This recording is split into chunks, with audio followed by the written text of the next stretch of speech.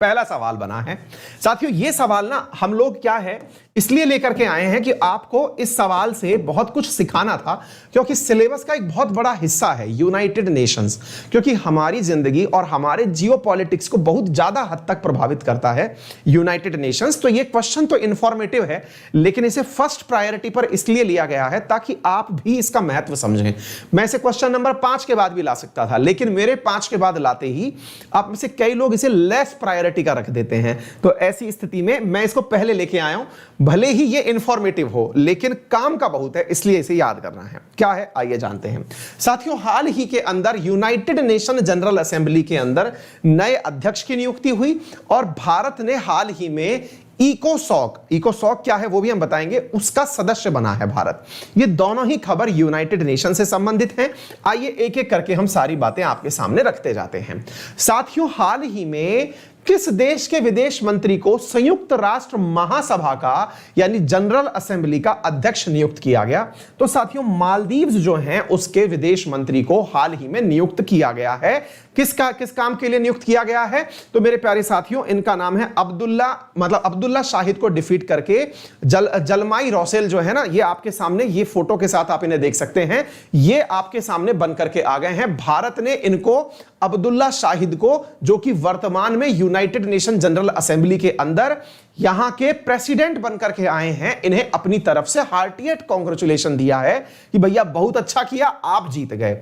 अब सवाल बड़ा बनता है कि सर ये यूनाइटेड नेशन जनरल असेंबली क्या होती है? ये बड़ा सवाल तो है, लेकिन इस सवाल को समझाने के लिए पहले मैं आपको थोड़ी बेसिक बातें बताता हूं। सबसे बेसिक बात क्या है साथियों? पहली बात तो ये यहीं से हम सीख लेते हैं कि भारत के द्वारा जो न्यूयॉर्क में भारत का सचिव है जो तिरुमूर्ति जी हैं, उन्होंने अपने ट्वीट के माध्यम से यह जानकारी दी कि भारत मालदीव्स के फॉरेन मिनिस्टर अब्दुल्ला शाहिद के द्वारा यूनाइटेड नेशन जनरल असेंबली में हेड यानी प्रेसिडेंट बनने की बधाई देता है। सवाल बनता है सर ये बने क्या हैं? मतलब थोड़ा सा वैसे बताइए हमें, मतलब थोड़ा कम समझ में आ रहा है, ये बने क्या हैं? मैं सारी बातें बताता हूं, ऐसे समझिए साथियों। ये क्या बने हैं इनको अलग से समझेंगे, पहले यूनाइटेड नेशंस को थोड़ा सा समझते हैं। यूनाइटेड नेशन क्या है आइए मैं बताता हूं साथियों। असल में ना यूनाइटेड नेशन को आप भारत की संसद की तरह समझ सकते हो, और संसद की तरह समझते समय भारत का एक सदन जो है ना, जिसको आप लोकसभा कहते हैं, फिलहाल के लिए वैसे समझिए। जैसे हम लोग पढ़ते हैं कि लोकसभा में 543 मेंबर हैं और उनमें से किसी एक व्यक्ति को स्पीकर बनाया जाता है ना, जो सबके बीच में बैठकर निर्णय लेता है कि भाई किसका तो बिल माना जाएगा, मनी बिल को मनी बिल माना जाएगा या नहीं, किसके क्वेश्चन को तारांकित क्वेश्चन, किसको अतारांकित क्वेश्चन माना जाएगा। वो होता है ना, जैसे भारत में वर्तमान में ओम बिरला जी बैठे हुए हैं, ऐसे ही साथियों पूरी दुनिया की एक संसद है जो कि यूएन चार्टर के द्वारा बनाई गई थी अक्टूबर 1945 के अंदर, और उस संसद का नाम है यूनाइटेड नेशन जनरल असेंबली। क्या नाम है? United nation general assembly. उस यूनाइटेड नेशन जनरल असेंबली, जिसे कि संयुक्त राष्ट्र की महासभा भी आप कहते हैं, जिसको आपने अक्सर पढ़ा है। कहां पढ़ा है आप लोग? जब भी कोई दिन दिवस के बारे में पढ़ते हैं कि यह दिन कब मनाना शुरू हुआ, सबसे पहले आप यह पढ़ते हैं कि यूनाइटेड नेशन जनरल असेंबली ने इसे तब दिन बनाना स्वीकार किया। याद है? वही यूनाइटेड नेशन जनरल असेंबली में जिस प्रकार से बैठे होते हैं अपने संसद में यानी लोकसभा में स्पीकर महोदय, ऐसे ही उसमें ऊपर की सीट पर बैठे हुए व्यक्ति जो हैं वो ये बन गए हैं।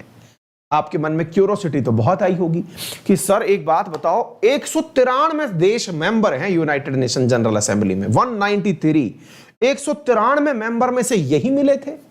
बड़ा सवाल है साहब ये, क्योंकि सर बड़ा सवाल इसलिए है क्योंकि आपका दिमाग अटकेगा कि सर मुझे यह समझ नहीं आ रहा कि मालदीव्स का इतना बड़ा स्टेटस कैसे हो गया कि इनके मेंबर को आपने जो है वहां पर बना दिया यूनाइटेड नेशन जनरल असेंबली का प्रेसिडेंट। ये तो बहुत बड़ी बात है सर ये करेगा क्या? अपने तो मन में देखिए ना, अगर कोई पूछे कि आप क्या बन गए, आपने बता दिया कि साहब मैं नॉर्थ इंडिया का फलानी कंपनी का हेड बन गया हूं। भाई साहब करते क्या हो? मतलब अल्टीमेटली पहला सवाल, आप कोई सी भी पोस्ट पर पहुंच जाइए, सामने वाला अगर नहीं समझ पा रहा है कि आप करते क्या, जैसे मेरे साथ सबसे बड़ा संकट क्या है, और मेरे पिताजी जिस चीज से बहुत घनघोर फ्रस्ट्रेट रहते हैं, भाई हम गांव से बिलोंग करते हैं। अब गांव गए तो गांव जाकर के पूछे कि बच्चा करता क्या है, आंसर है साहब ऑनलाइन पढ़ाता है। अच्छा अच्छा अच्छा अच्छा, बस उनका ये जो अच्छा अच्छा है ना, ये मतलब इतना लंबा खिंचता है भाई साहब, उसे देख के लगता है कि बच्चा कुछ कर ही नहीं रहा है, इससे अच्छा खेत में घास छीन लेता। अच्छा अच्छा अच्छा अच्छा, हाँ इस कोरोना के काल में आजकल, हाँ हमारे गांव में भी साहब छोरो है ना, वह स्कूल में ऑनलाइन पढ़ा रहा है, हो गया काम बराबर आपका। तो हमारे यहां ये बहुत ज्यादा जरूरी है आप सबको भी बताना कि यदि कोई व्यक्ति बन गया तो करेगा क्या। तो आइए अब वो बन गया तो करेगा क्या वो भी जान लीजिए। साथियों, जितने भी बड़े इंटरनेशनल मुद्दे होते हैं उन पर सबसे पहले मतदान इसी काउंसिल में होता है। मान लीजिएगा कि किसी भी चीज पर कोई प्रस्ताव लाना है, कोई अंतरराष्ट्रीय विषय का कोई बहुत बड़ा मुद्दा हो गया है, तो उस पर सबसे पहले यहीं पर प्रस्ताव लाया जाता है, यहीं पर वोटिंग होती है। फिर आपके दिमाग में सवाल आएगा, सर उसका फर्क क्या पड़ेगा? भाई इसके द्वारा यह पता चल जाता है कि दुनिया क्या चाहती है। सोच के देखो, 193 देश अगर वोटिंग कर रहे हैं और उनमें से अगर कोई भी देश यह कह दे कि हमारे साथ में 190 देश हैं, तो स्वतः ही दिशा बदल जाती है ना। तो आप सवाल पूछेंगे, सर वो जो परमानेंट मेंबर हैं उनका क्या? बेटा वो ये समझो जैसे अपने सरकार में कैबिनेट होती है ना, ऐसे वो परमानेंट मेंबर हैं 5 वीटो पावर वाले। कौन कौन है? यूएस है, फ्रांस है, ब्रिटेन है, रशिया है और चाइना है। ये परमानेंट मेंबर है, यानी कि ये यूनाइटेड नेशन की जनरल असेंबली का भी क्या बदल सकते हैं? मत बदल सकते हैं। यानी कि 190 एक तरफ, 193 एक तरफ, ये एक तरफ हो जाए, इनमें से एक व्यक्ति भी एक तरफ हो जाए तो सबको बराबर कर सकता है, वो अलग चीज है। फिलहाल आज का हमारा मुद्दा इसके ऊपर है, लेकिन आपके मन में सवाल वहीं की वहीं अटक गया, सर ये किया क्या था, कौन सा एग्जाम दिया था जिससे ये ऐसा बन गया? बताते हैं साथियों, असल में क्या है, पहले इस बात को थोड़ा सा समझने का प्रयास करें कि यूनाइटेड नेशन का जो न्यूयॉर्क में मुख्यालय है, जहां पर सभी लोग बैठते हैं, वहां पर क्या होता है कि यूनाइटेड नेशन के अंदर बहुत सारे ऑफिसेज हैं। उन ऑफिसेज में से एक जनरल असेंबली है। इस जनरल असेंबली के अंदर मेंबरशिप लेने के लिए अलग अलग प्रकार के मतलब क्षेत्र डिस्ट्रीब्यूट किए गए हैं पूरे वर्ल्ड के अंदर। जैसे ये यूनाइटेड नेशन की जनरल असेंबली का दृश्य है। ये जनरल असेंबली में बैठा हुआ व्यक्ति है जो सबसे ऊपर बैठा है। आपको यूनाइटेड नेशन में जाकर जब भाषण देना होता है तो यहां खड़े होकर भाषण देते हैं, ऊपर नहीं खड़े होते, वहां पर वो प्रेसिडेंट बैठा हुआ होता है। अब देखो, इन 193 देशों के अंदर साथियों पूरी दुनिया को 5 भागों में बांटा हुआ है। कौन कौन से भागों में बांटा हुआ है?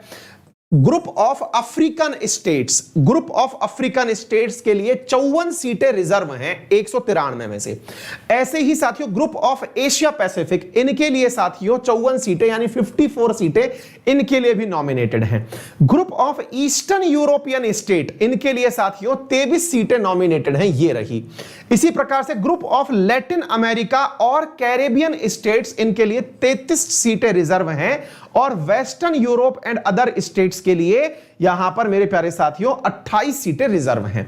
अगर आप इस प्रकार से देखें कलर कोड के माध्यम से आपको समझ में आ जाएगा कि इन सीटों को 5 प्रमुख भागों में बांटा हुआ है। ये 5 प्रमुख भाग ये रहे। अब क्या होता है, इन 5 प्रमुख भागों में हमेशा ग्रुप के हिसाब से प्रायोरिटी दी जाती है। जैसे मान लीजिएगा कि कोई व्यक्ति अफ्रीका का रह चुका है, उसके बाद आगे वाले का, फिर उसके बाद आगे वाले का, फिर उसके बाद आगे वाले का, ऐसे नंबर आता है। यानी सबका नंबर आता है क्रोनोलॉजिकल ऑर्डर के अंदर। क्लियर है?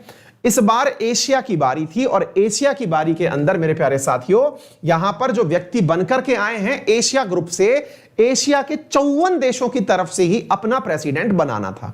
सर कितने साल के लिए बनाना था? बेटा इसको बनाना था 1 साल के लिए। कितने साल के लिए बनाना था? 1 साल के लिए।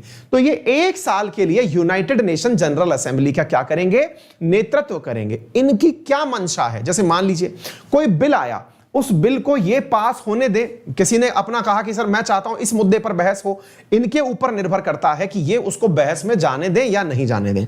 अभी तक क्या हो रहा था, लास्ट ईयर तक टर्की की तरफ से नियुक्त किया हुआ व्यक्ति था, यानी टर्की का नंबर था और टर्की का एक व्यक्ति था जो यूनाइटेड नेशन जनरल असेंबली में बैठा हुआ था, जिसने कई भारत विरोधी बयान दिए थे और इवन वो पाकिस्तान जाकर के मतलब वहां पर भी वो किया था, पाकिस्तान के समर्थन में बातें किया था कश्मीर के मुद्दे पर। साथियों यहां पर इलेक्शन होते हैं, तब जाकर के कोई व्यक्ति इन 54 देशों में से यहां बैठता है। फिर आप पूछेंगे क्या ये 54 ही मेंबर वोट देते हैं या सब वोट देते हैं? देखिए उम्मीदवारी तो 54 देशों में से किसी एक की होगी, लेकिन उसके अलावा जो वोटिंग है वो 193 के 193 देशों को देनी होगी।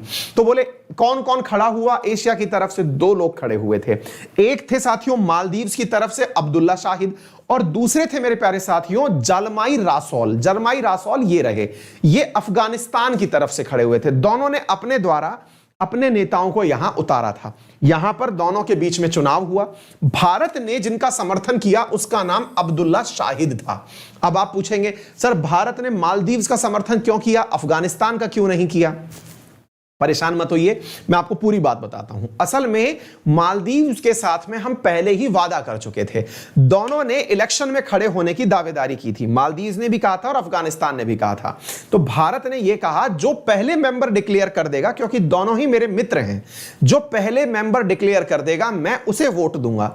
तो मालदीव्स ने अपने द्वारा कौन वहां बैठेगा यह पहले ही डिक्लेयर कर दिया था, इसलिए भारत ने मालदीव्स के समर्थन में वोट दिया। पहली बात, ऐसा नहीं है कि हमारा अफगानिस्तान दुश्मन हो गया है, इस लाइन का कतई ये मत निकालिएगा। अच्छा, जो अफगानिस्तान की तरफ से खड़े हुए थे वो थे जलमाई रासौल, यानी कि इस इलेक्शन में जो सेकंड कंटेस्टेंट थे, जो हार गए हैं वो ये थे, और जो मालदीव्स वाले हैं वो जीत गए हैं। इतनी बात समझ में आ गई। दोनों की तरफ से दावेदारी थी, और इस दावेदारी के अंदर भारत ने पहले ही अपने विदेश सचिव हर्षवर्धन श्रृंगला, उनको नवंबर 2020 में मालदीव्स भेज करके अपना आंसर दे दिया था कि आपका व्यक्ति चुनाव में अगर खड़ा होगा तो हम आपके पक्ष में वोट देंगे। यह बात समझ में आ गई। मालदीव्स भारत का बहुत अच्छा मित्र राष्ट्र है, और भारत इसके लिए बहुत आशान्वित है कि भविष्य में बहुत अच्छा होगा। आपके मन में एक सवाल बनेगा, सर भारत खुद क्यों खड़ा नहीं हो गया है ना? ये बहुत बड़ा सवाल है कि सर भारत को ही प्रेसिडेंसी कर लेनी चाहिए थी। साथियों, ऑलरेडी भारत एक बार प्रेसिडेंट बन चुका है। यूनाइटेड नेशन जनरल असेंबली में भारत की तरफ से विजय लक्ष्मी पंडित जो हैं, ये 8वीं जो मतलब यूनाइटेड नेशन की जनरल असेंबली है उसकी अध्यक्षता कर चुकी हैं। विजय लक्ष्मी पंडित जो है साथियों, ये यूनाइटेड नेशन की पहली महिला अध्यक्ष थी, यानी यूनाइटेड नेशन जनरल असेंबली की अध्यक्ष थी। आप पूछेंगे सर फिर एंटोनियो गुटेरस क्या करते हैं? वो महासचिव है, यानी कि इन सब के ऊपर बैठा हुआ एक आदमी है। वो साइड में हटाइए। United nation general assembly just like a Bharat की लोकसभा और उसका स्पीकर, तो उसमें विजय लक्ष्मी पंडित रह चुकी हैं। ठीक है ना? तो ये तथ्यात्मक जानकारी आप लोगों को अतिरिक्त रूप से पता होनी चाहिए। और विजय लक्ष्मी पंडित जो है वो 1953 में ही रह चुकी थी। अभी जिस सेशन के लिए इन्हें निर्वाचित किया गया है मालदीव्स वालों को, यह सेशन मेरे प्यारे साथियों 76वां सेशन है। विजय लक्ष्मी पंडित उस समय 8th सेशन के अंदर ही क्या रह चुकी हैं? यूनाइटेड नेशन जनरल असेंबली के अंदर प्रेसिडेंट रह चुकी हैं। उम्मीद है ये सारी बातें भी आप लोगों को समझ में आ गई होंगी। ये वो व्यक्ति है जो आपको यहां पर दिख रहे हैं, जिन्होंने भारत के खिलाफ भी कुछ बोलने का प्रयास किया था। इनका नाम है वोल्कन बोजकिर, और वोल्कन बोजकिर ने अभी हाल ही में पाकिस्तान की मई में यात्रा की थी, और वहां जाकर के इन्होंने कश्मीर का जो रिमार्क दिया था, और ये तुर्की के थे वोल्कन बोजकिर, जो रिसेंट यानी 75वीं यूनाइटेड नेशन जनरल असेंबली के प्रेसिडेंट थे। ये पाकिस्तान की यात्रा पर गए थे, और इन्होंने पाकिस्तान के समर्थन में कुछ बातें कही थी जिसका भारत ने विरोध किया था। तो ये तथ्यात्मक जानकारी आप जान लीजिए। तो 75वें कौन थे? तो ये थे आपके वोल्कन बोजकिर, और इनके स्थान पर जो नए वाले व्यक्ति हो गए हैं वो हैं राशिद, जो मालदीव से हैं। उम्मीद है आपको ये बातें समझ में आ गई होंगी। तो यूनाइटेड नेशन से संबंधित पहला प्रश्न खत्म होता है। अब इस पहला प्रश्न नहीं है, असल में पहला पार्ट खत्म होता है। इसका एक पार्ट और भी है, अभी मैं उसको भी बताऊंगा, लेकिन इससे पहले एक बार यूनाइटेड नेशन की फिर से स्ट्रक्चर हम लोग देखते हैं। जरा इसे देखिए साथियों। मैंने आपको बताया कि यूनाइटेड नेशन के अंदर ये 6 प्रमुख ऑर्गन आपको दिखाई दे रहे हैं। इनमें से 5 प्रमुख ऑर्गन एनी टाइम वर्किंग रहते हैं। ट्रस्टीशिप काउंसिल जो होती है वो मतलब वर्किंग कम ही रहती है। अब देखिए मेरे प्यारे साथियों, जनरल असेंबली आज चर्चा में रही, आपने सुन लिया। अच्छा, सिक्योरिटी काउंसिल, ये अब आपको दूसरा तथ्य है जो पता होना चाहिए। सिक्योरिटी काउंसिल क्या है? वही सुरक्षा परिषद। सुरक्षा परिषद के अंदर होने के लिए कुल 15 सदस्य होते हैं, जिसमें से 10+5 का कॉन्फ़िगरेशन होता है। 10 जो है यहां पर होते हैं अस्थायी सदस्य। कैसे सदस्य होते हैं? अस्थायी सदस्य यानी नॉन परमानेंट। और 5 जो होते हैं वो इसके अंदर होते हैं स्थायी सदस्य। कैसे होते हैं? स्थायी सदस्य। 5 स्थायी सदस्यों को हम P5 के नाम से भी जानते हैं। P5 कंट्रीज कौन कौन से हैं? तो P5 कंट्री में रशिया, चाइना, दो तो बाहर के हो गए, बाकी फ्रांस, ब्रिटेन, यूरोप से हो गए और एक अमेरिका। कुल 5 सदस्य हैं। गलती से भी जर्मनी और जापान आंसर मत कर देना।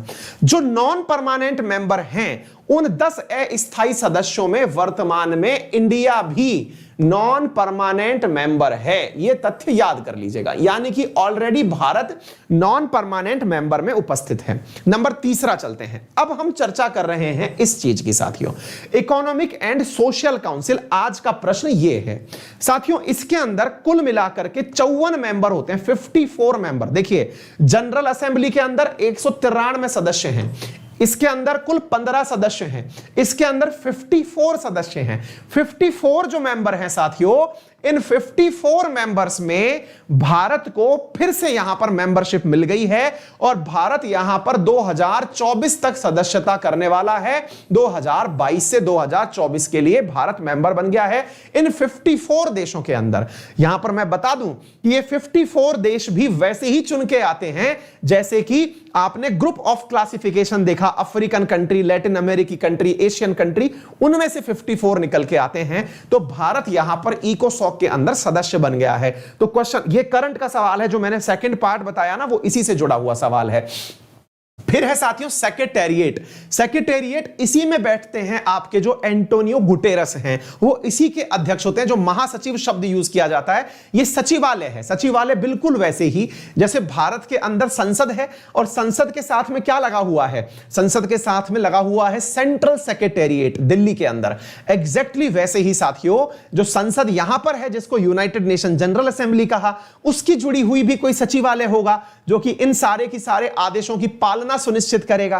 तो जिस प्रकार से राजीव गौबा को आप सुनते आए थे कि कैबिनेट सचिव और कैबिनेट सचिव यानी कि सबसे बड़ा सचिव, वैसे ही साथियों इस सेक्रेटेरिएट के अंदर जो यूनाइटेड नेशन जनरल असेंबली या सिक्योरिटी काउंसिल के बताए हुए कामों को इंप्लीमेंट करती है, उसके महासचिव हो गए एंटोनियो गुटेरस। उम्मीद है यह बात समझ में आ गई होगी।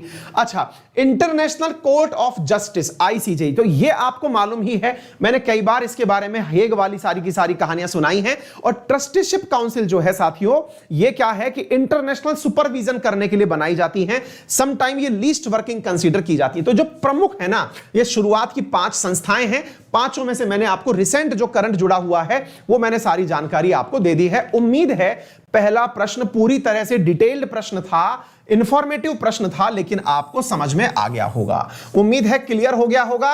यह वाला सेकंड पार्ट था इस सवाल का, India elected to UN economic and social council.